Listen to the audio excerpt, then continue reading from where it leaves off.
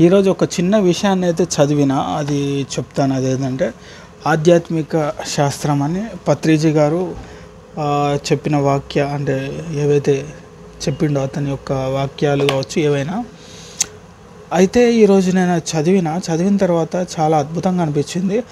ఇందులో ఒక విషయం అయితే చెప్పిండు, అది ఒక్కసారి నేను చదివి వినిపిస్తా. ఇక్కడ ఒకసారి వినండి. మనం శరీరం కాదు ఆత్మ, ఎల్లప్పుడూ ఉండేది ఆత్మ. ఒకానొక ఆత్మ బిందువు అనేక జన్మలు తీసుకుంటూ ఉంటుంది.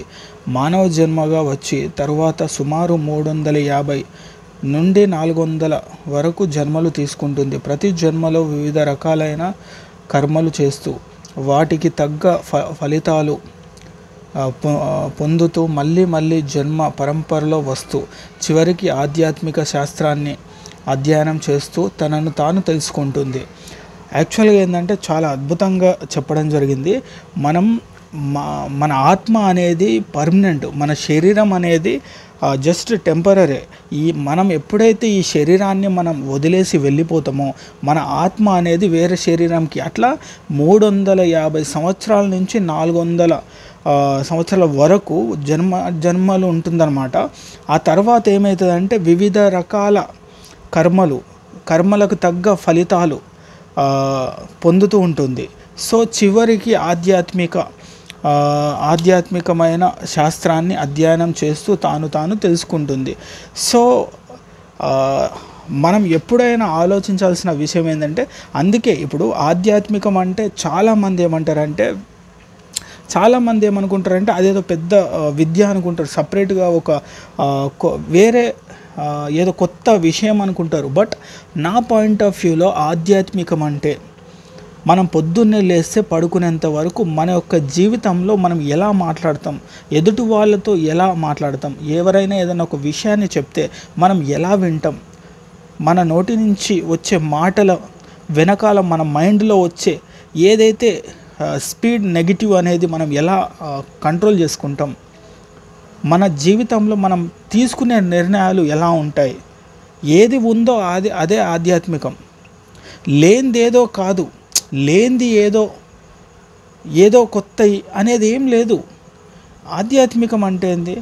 నువ్వు మాట్లాడే మాటలు, నువ్వు ఆలోచించే ఆలోచనలు, నువ్వు చేసే పనులు, నువ్వు తీసుకునే నిర్ణయాలు, ఇవన్నీ అందరిలాగా ఈ ప్రపంచపరంగా మనుషులు చేసే హడావిడిగా కాకుండా ఈ ఆధ్యాత్మికంలో ఆలోచించి ప్రశాంతంగా నిర్ణయాలు తీసుకోవడం.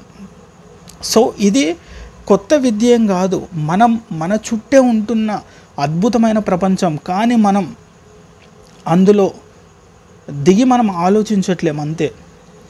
సో లేనిదేదో ఆధ్యాత్మికం కాదు, ఉన్నదే ఆధ్యాత్మికం. మనం చూడగలిగితే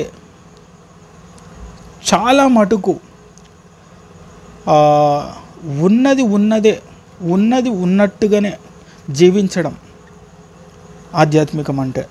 సో ప్రతి ఒక్కరి జీవితంలో ఒక్కసారైనా ఆస్వాదించాలి, అనుభూతి చెందాలి, ఆచరించాలి ప్రతి ఒక్కరు. ఎందుకంటే చాలా ఎలాంటి మైండ్ అంటే సిచ్యువేషన్స్లో ఉన్నవాళ్ళు కూడా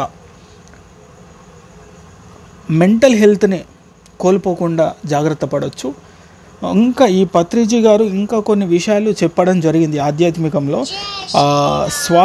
నాకు చాలా మంచి అనిపించిన పాయింట్ ఇంకోటి చెప్తాను. నేను ఆల్రెడీ చదివిన ఏమంటారంటే ఇక్కడ శ్వాస పైన ధ్యాసే. ఇప్పుడు చాలామంది అంటారు ధ్యానం అంటే అది సపరేట్ ఇంకో వీడియో కూడా వేస్తా. బట్ ఏంటంటే చిన్న మాట అయితే చెప్తా. చాలామంది ఏమంటారంటే ధ్యానం అంటే జస్ట్ అలా గాలి తీసుకోవడం, గాలి వదిలేయడం అన్నట్టుగా చెప్తారు. బట్ పత్రిజీ గారు ఏం చెప్తున్నారంటే శ్వాస పైన ధ్యాసే ధ్యానం అంటున్నారు. సో మన యొక్క శ్వాసని మనం కరెక్ట్గా ధ్యాసగా మనము అంటే చూడగలిగితే, దాని యొక్క ఆలోచన మనకి తెలుసుకోగలిగితే అదే ధ్యానం అంటున్నారు. ఏదో జస్ట్ అలా ఉండిపోయి ఏదో మౌనంగా జస్ట్ క్యాజువల్గా ఉండడం కాదు. మన శరీరం ఎలాంటి మార్పులు మార్పులు చేస్తుందో, మార్పులు చెందుతుందో అది మనం గమనించగలిగితే అదే ధ్యానం అంటున్నాడు. సో అది సపరేట్గా నేను ఇంకొక వీడియో చేస్తా. ఈ రోజుకైతే ఇది ఆధ్యాత్మిక శాస్త్రం గురించి చాలా అద్భుతంగా చెప్పడం జరిగింది.